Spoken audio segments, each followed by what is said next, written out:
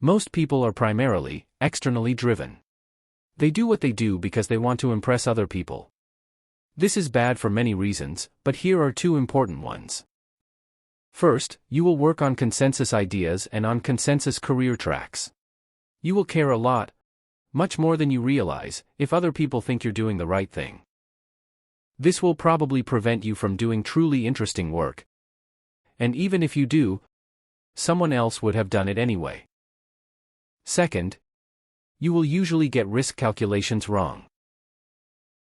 You'll be very focused on keeping up with other people and not falling behind in competitive games, even in the short term.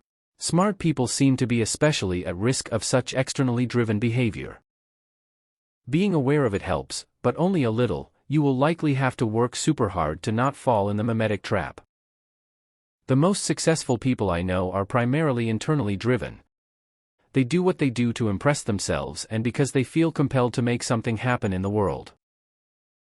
After you've made enough money to buy whatever you want and gotten enough social status that it stops being fun to get more, this is the only force I know of that will continue to drive you to higher levels of performance.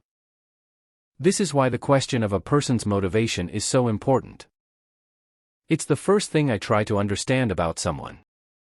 The right motivations are hard to define a set of rules for, but you know it when you see it.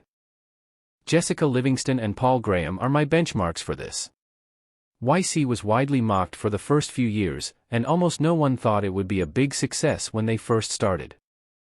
But they thought it would be great for the world if it worked, and they love helping people, and they were convinced their new model was better than the existing model.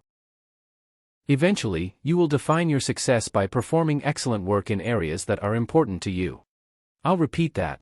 You will define your success by performing excellent work in areas that are important to you. The sooner you can start off in that direction, the further you will be able to go.